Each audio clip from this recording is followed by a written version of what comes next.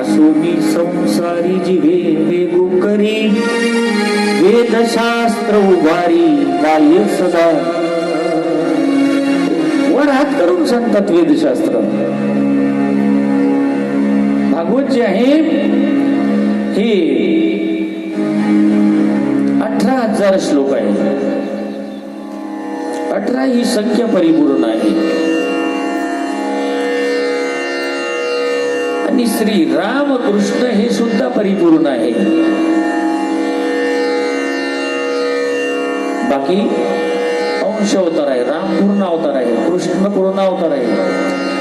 रामकृष्ण नामे ही दोन्ही साजिरी हृदय मंदिरी स्मराकारी आपली आपण करा सोडवन संसार बंधन तोडावे. या बंधनातून जर आपल्याला सुटायचं असेल तर काय म्हणा, हरी हरी म्हणा. किंवा जगद्गुरु तुकोबरायांनी सांगितलं, रामकृष्ण हरी विठ्ठल केशवा मंत्र हा जपावा सर्व काळ. याहून स्थानिक पैसा दन वाहत से अन विठोबाची. तुका म्हणे सोपे सोपा आहे सर्वहुनी शहाणा तो धनी घेतो येते. शहाणा जो आहे तो घेते आणि जो अडाणी आहे तो घेत नाही. अशा प्रकारे तर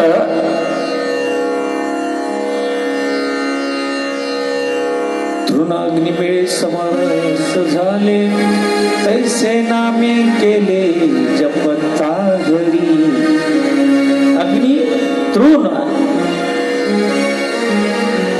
अग्निमेळे समरस झाले तैसे नामे केले जपता घरी.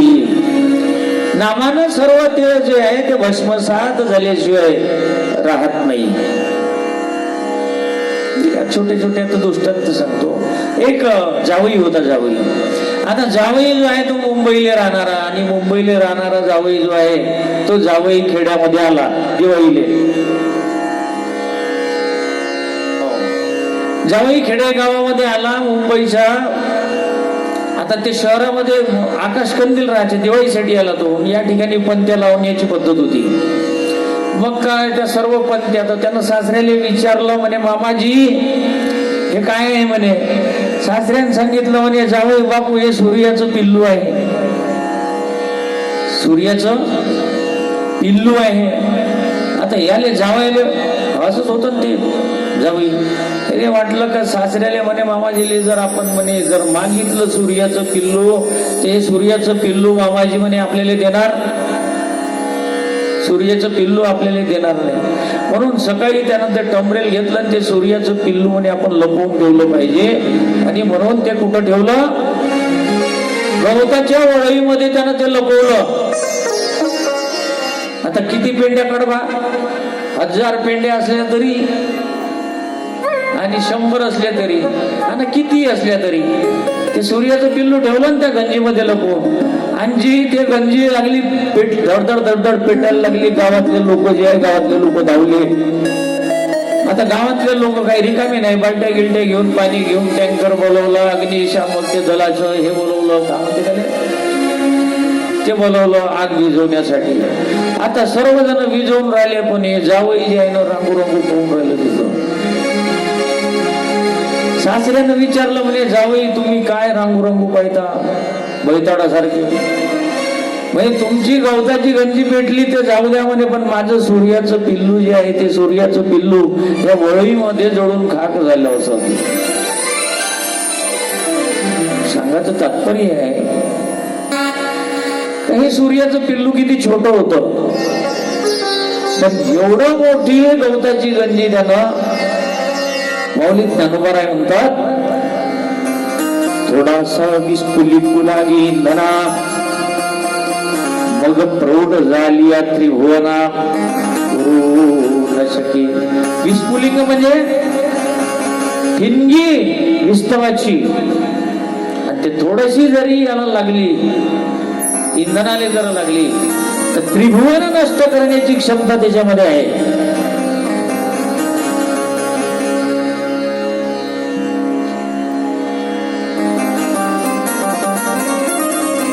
फार सुंदर माऊलींनी 56 भाषेचा केला असे गौरव, भवार नवी नाव उभारी. या ठिकाणी विस्फुलिंग म्हणजे विस्तवाची अग्नीची ठिणगी, नाही का. हुतासेन म्हणजे अग्नी, दाहक म्हणजे अग्नी, पावक म्हणजे अग्नी, विस्फुलिंग म्हणजे अग्नीच, वडवानल म्हणजे अग्नी. जरिका वडवानलू साधू कला प्रलय वाते पोखला. काय एका एका शब्दाला किती शब्द आहे मराठीमध्ये.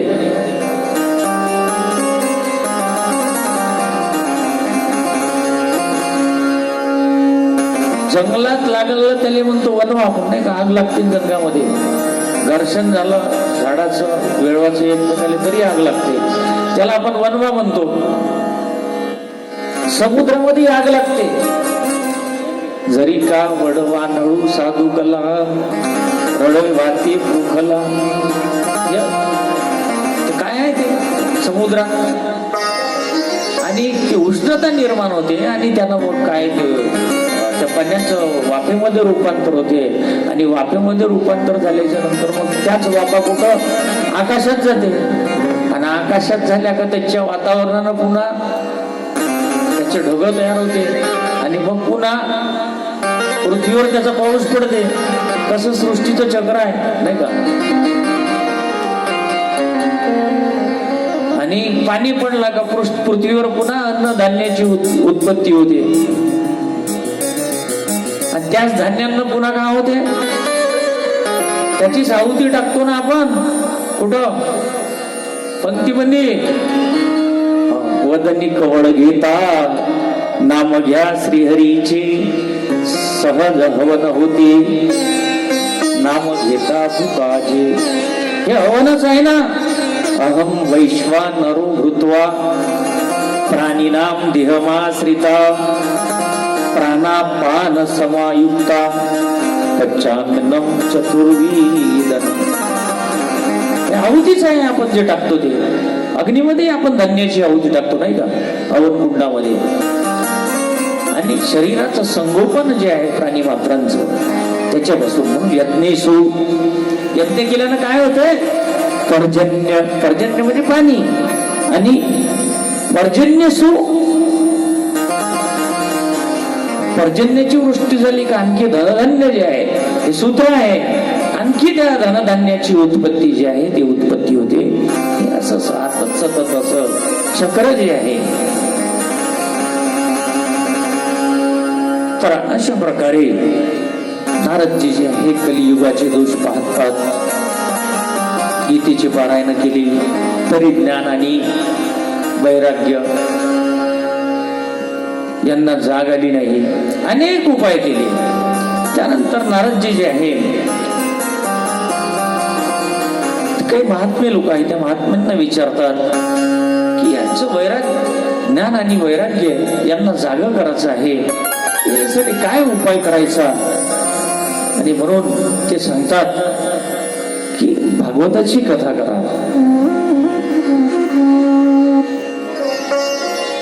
आणि मग भागवताच्या कथा केल्याच्या नंतर ज्ञान आणि वैराग्य जे आहे थोडक्यात सांगतो ते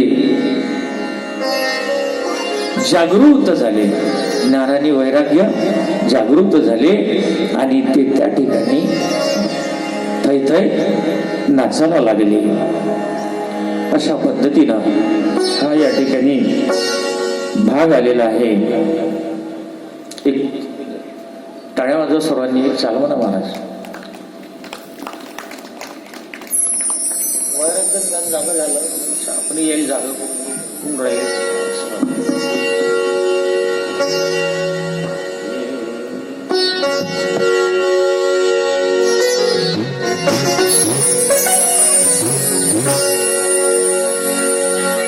हे मुरली मदन मनोहर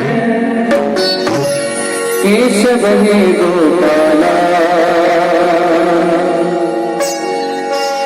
केशव माधव हे बंशीधर जय जय जय नंदलाल केशव माधव हे बंशीधर जय जय जय नंदलाल मुरली मदन मनोहर केशव हे गोपाला मुरली मदन मनोहर केशव हे गोपाला केशव माधव हे बंशीधर जय जय नंदलाल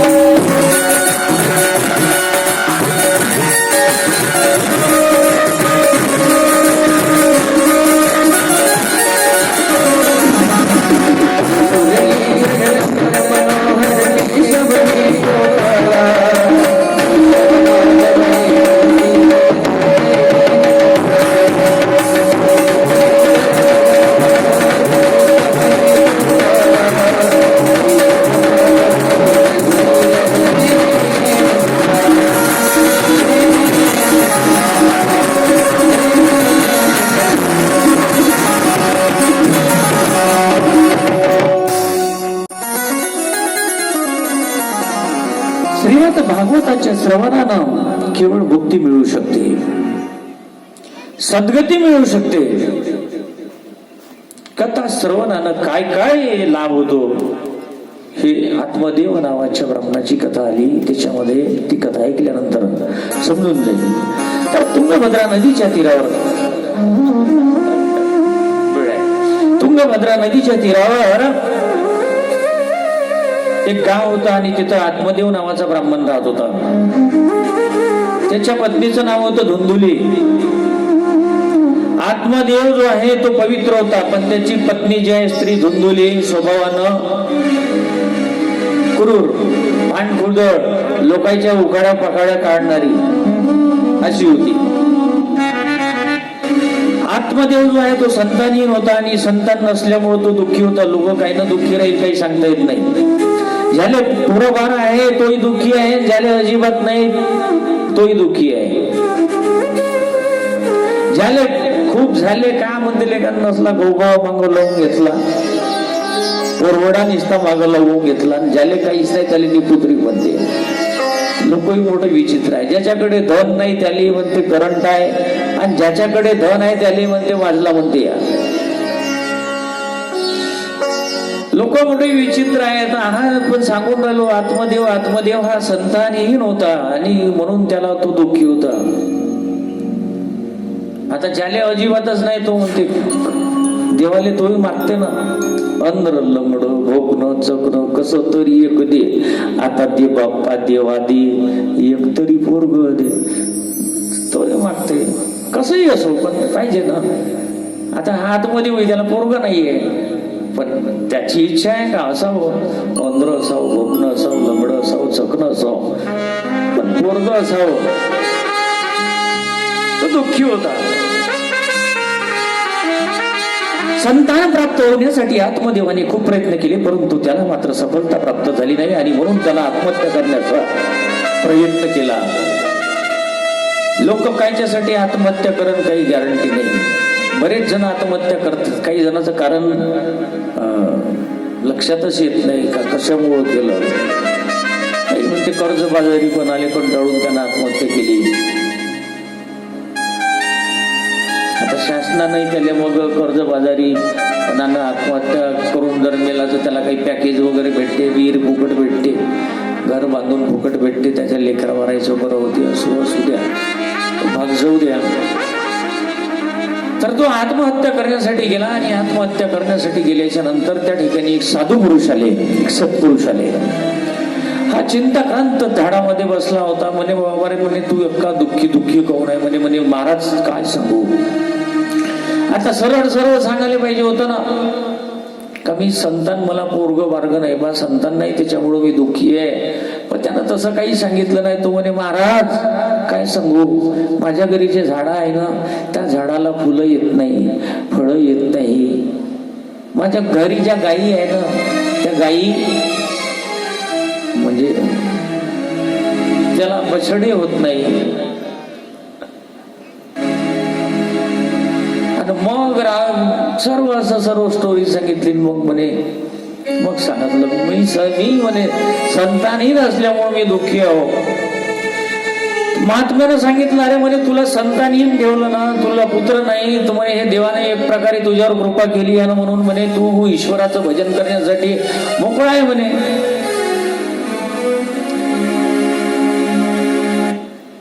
नाही म्हणे अप्रुतस्य गतीने नास्ती, ज्याला पुत्र नाही त्याची गती म्हणे काही धड होत नाही, चांगली होत नाही. मग ज्याला पोरं बारा आहे त्याची गती काय चांगली होते का? कोठ्यामध्ये बाजार नेऊन टाकून राहिले आणि त्याच्यासाठी ते टमरेल पाणी प्याले वेगळं. एकांत घंटी बांधली होती म्हणते, बुड्याला काही लागलं त्यानं घंटी वाजवायची, बुड्याच्या बाजूपाशी घंटी वाजवली का मग ते नातू याचा ना मग का लागते. एक दिवस ते मरून राहिलं, बुडाची घंटीच वाजली नाही म्हणे, घंटी वाजली का कळून नाही बा. सांगायचं तात्पर्य हे आहे, बऱ्याच ज्याला सुशिक्षित आपण म्हणतो ना, त्यांचे मायबाप तर तिकडे वृद्धाश्रमामध्ये आहे, वृद्धाश्रमामध्ये.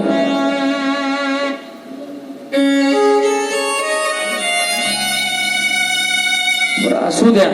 हा काय म्हणतो, अप्रुतस्य गतीने नास्ती. पुत्र जर नसलं तर माणसाला सद्गती जी आहे ती सद्गती प्राप्त होत नाही. मग सद्गती जी आहे, पुत्र असला म्हणजे सद्गती प्राप्त होते का?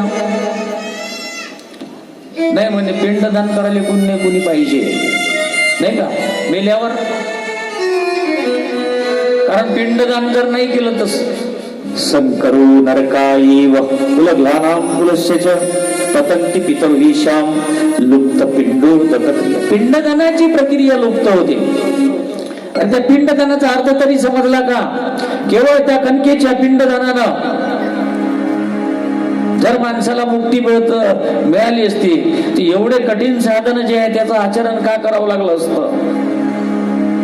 पिंडदान याचा अर्थ हा पिंड हे काय, शरीर म्हणजे पिंड आहे. आणि हे भगवंताला समर्पित करणं म्हणजे दान करणं, याला पिंडदान म्हणते. खरं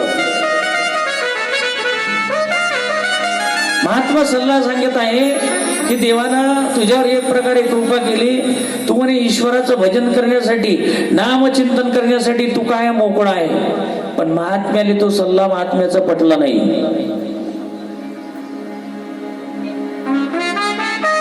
नाही म्हणे तुम्ही संन्यासी आहे त्याच्यामुळे तुम्हाला तसं वाटते, पण मला म्हणे पुत्र पाहिजे. आणि जर नसन देत तुम्ही आत्महत्या करून राहिलो. साधूला दया आली, त्यांनी एक फळ दिलं आणि ते फळ घेतलं आणि आत्मदेव घरी गेला आणि त्यानं ते आपल्या पत्नीकडे फळ दिलं. आता धुंदुली म्हणजे तर्क आणि वितर्क करणारी बुद्धी म्हणजे धुंदुली. तर्क वितर्क करायला लागली. तिला वाटलं का मी म्हणजे हे फळ खाल्लं मी गरोदर राहीन, प्रेग्नेंट राहीन. आणि मग गावामध्ये ते कल्पना करायला लागली ना, चोर येईन, चोरायची धाड पळण, लोक पळण, मला पळता येणार नाही, मी गरोदर कशी पळील वगैरे वगैरे ती कल्पना करायला लागली. तिला पुत्र पाहिजे. बरं म्हणलं प्रेग्नेंट जर राहिली तर काय, मला ते गर्भवासाचं दुःख जे आहे ते पोटात ठेवावं लागल, त्याच्या यातना. तिला पुत्र पाहिजे, पण कसा पाहिजे? बिना कष्टाचा पुत्र पाहिजे. लोकांचंही तसंच झालं ना, अनुचित वेतन पाहिजे. वावरात जर रोजगार पाठवला तर चारही दोऱ्यानं इकडून तिकडून तंबाखू खाल्ली, याच्या वावरातून तो 2 वावरावर तिकडं त्याच्या बशी चुना मागासाठी जाईल, तंबाखू मागासाठी, आणि मग इकल्ल्या तिकल्ल्या काम तरी करते का धडाचे? आता तर त्या मॅटनेस निघाल्या बाबा, चटणी सारख्या बारीक बारीक मॅटनी, 1 तासाची मॅटनी, 2 तासाची मॅटनी, काय प्रकार आले माहित नाही राजीव. अनुचित खायची सवय पडली. काऊन पडली अनुचित खायची सवय? हे तांदूळ जेव्हापासून कंट्रोल मध्ये यायला लागले ना, तांदूळ फुकटच भेटून राहिलं ना, मग काय बाई 2-4 दिवस जर गेली, ह्या मस्त खर्रेच्या पिचकाऱ्या मारत ना, पावटी लावून दिवसभर इकडला तिकडं तिकडला इकडं, बाईच देते ना पैसे. आता वरतून पुन्हा 1500 रुपये. जेव्हाचे फुकट न ज्यांना हे सर्व त्याला मेडल येऊन जाते. कष्ट करायची गरज कुठं आहे? कष्ट करायची गरजच राहिली नाही. आपला टाइम झालाय. म्हणजे अनुचित वेतन, कष्टा विना खाणे, अनुचित वेतन. तिला पुत्र पाहिजे पण बिना कष्टाचा पाहिजे. आणि मग ती या बाईपाशी त्या बाईपाशी सांगायला लागली. मग तिची बहीण होती, ती होती प्रेग्नेंट. आता प्रेग्नेंट होती म्हणजे गरोदर होती. तिनं सांगितलं म्हणे का तू कायले टेन्शन घेते म्हणे, हिचा नवरा होता बेवडा म्हणे, तू फक्त पैसे देत जा म्हणे, मला होईन ते पोरगं आम्ही तुला देईन. झालं. हिनं ते गरोदरपणाचं सोंग घेतलं, मस्त चिंध्या बुंद्या, ती काय म्हणते ते गुंडाळलं ना वरतून आपलं ना, आपल्या नवऱ्याला सांगितलं का म्हणे मी गरोदर आहे, गरोदर आहे, गरोदर आहे. होता होता ते चिंदी शिरकुट ते पोटाले बांधून 9 महिने भरत आले. तिची बहीण तिकडं प्रसूत झाली, ही इकडं प्रसूत झाली. मुलगा झाला म्हणून सांगितलं, बहिणीचा पोरगा घरी घेऊन आलं. आता हे प्रसूतच झाली नाही ती हिच्या स्तनामध्ये दूध कुठचं येईल? मी समजून राहिलो का म्हणते तो, हिच्या स्तनामध्ये दूध कुठचं येणार आहे? मग तिने तिच्या मालकाला सांगितलं म्हणे माई बहीण आहे म्हणे, आताच म्हणे ते प्रसूत झाली, बाळणपण झालं तिचं ना, ते तिचा मुलगा म्हणे वारला, तर तिले म्हणे दूध पाजासाठी घेऊन येतो, माझ्या स्तनामध्ये दूध नाहीये आणि गाईच्या वर दुधावर याचं काही भरण पोषण होणार नाही. बहिणीले घेऊन आली. आता त्या तिच्याही नवऱ्यानं पाठवलं ना, कारण त्याला फक्त पावटीले पैसे द्यायला लागले संध्याकाळी. त्याने येऊ दिलं आणि मग ते वाढायला लागलं. आणि जे फळ होतं ना, ते फळ जे दिलं होतं त्या धुंदुलीकडे, ते गाईले खाऊ घातलं, गाईले खाऊ घातलं आणि ते गाय सुद्धा प्रसूत झाली. त्या गाईपासून गोकर्ण महाराज निर्माण झाले. बोलो गोकर्ण महाराज की. दोनही पोरं वाढायला लागले. या धुंदुली वाढायला लागला. पण हे अधर्माचं वंशज हे बिजाई कुठची होय काय ते वाढायला लागलं. पण हे पंचविषयामध्ये ते बसलं. चार्ट मध्ये सांगतो, पंचविषय म्हणजे स्तोत्रम चक्षुच, श्रोत्रम चक्षुच, स्पर्शनम च, रसनम घ्राणमीव च, अधिष्ठाय मनश्चायम विषयानुपसेवते. विषयाचं सेवन करणारे 5 विषय. 5 विषय म्हणजे रूप, रस, गंध, स्पर्श आणि काय राहिलं? पंचविषयामध्ये ते फसलं. म्हणजे 5 विषयाच्या चक्करमध्ये ते पडलं. यानं घरातलं जे धन होतं ते धन नेलं. आणि ह्या गोकर्ण जो आहे हा साधू पुरुष होता. आणि म्हणून यानं सर्वस्वाचा त्याग केला. वडिलांनी सांगितलं का म्हणे हे तर तुमचं काही बरं होणार नाही, आणि त्यांनाही तप करण्यासाठी पाठवलं. यानं घरातलं होतं ते नाव इकवाक केलं. बापाले मारे, मायले मारे, गुल्लरनं भोऱ्या मारायला जाय, तिकडून संध्याकाळी भोऱ्या घेऊन ये. 5 वेशेच्या घरी जायला लागलं. आणि होता होता याच्याजवळचं सर्व धन जे आहे ते धन समाप्त झालं. मग ते चोऱ्या करायला लागलं. पहिले तर हलक्या पतल्या घरच्या त्यानं चोऱ्या केल्या. त्या चोऱ्या केल्या का या विषयाकडे ते धन जे आहे ते नेऊन द्यायचा. हलक्या पतल्या घरच्या चोऱ्या झाल्या. मग त्यानं राजाच्या घरी डाका टाकला. राजाच्या घरी डाका टाकला तो त्या 5 विषय जे आहे त्या विषयाकडे ते नेऊन दिलं.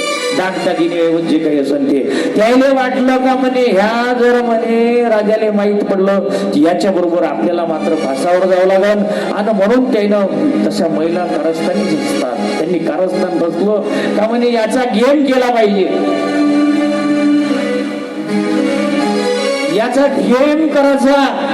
त्या रात्री ठरलं. हे तसं एवढं पिऊन साला फोडत झोडत आलं. आल्या बरोबर त्यानं तोरीचा फास लावला, ह्या तिकडं वेडे ह्या इकडं वेडे, काही केल्या मरे नाही. नव्हतो अगदी पापी जीव जो आहे तो लवकर लवकर मरत नाही, काही केल्या मरे नाही. त्याला खूप खूप मारे त्या आणि गळा हवे फासा टाकू टाकू पण मरे नाही. आणि मग काय केलं त्यांनी, ते जळते निखारे जे आहे चुलीतले कोलत्या त्याच्या तोंडामध्ये घालणं सुरू केल्या तरी मरत नाही. अगदी पापी जीव आहे, त्याला खूप यातना सहन करावं लागते, तो मरत नाही. आणि म्हणून त्या अर्धमेल्या अवस्थेमध्ये त्यांनी ते जमिनीमध्ये गड्डा केला, त्या गड्ड्यामध्ये त्याला पूर्ण काढून टाकलं. लोकांनी विचारलं दुसऱ्या दिवशी, म्हणे तुमचा प्रिय कर, म्हणे तो परदेशामध्ये धन कमाई करायला गेला, तो येईल काही दिवस त्या विषया राहिल्या आणि त्यात ते ठिकाण सोडून गेल्या. गोकर्णाला मात्र काही लोकांच्या करवी हे बातमी कळली की आपला बंधू जो आहे तो बंधू गेला आहे. आणि म्हणून गोकर्ण महाराज जे आहे ते गोकर्णानं गयेमध्ये श्राद्ध केलं. ज्या ज्या तीर्थक्षेत्रामध्ये गोकर्ण जात होते त्या त्या ठिकाणी श्राद्ध करत होते. एक दिवस चालत चालत ते आपल्या गावामध्ये येतात आणि आपल्या गावामध्ये आल्याच्या नंतर गाव झोपी गेला आहे ना, आपल्या घराच्या अंगणामध्ये बडवीमध्ये तो झोपतो. झोपल्यानंतर त्याला अकराड विकराड असं आवाज त्या ठिकाणी निर्माण होतो.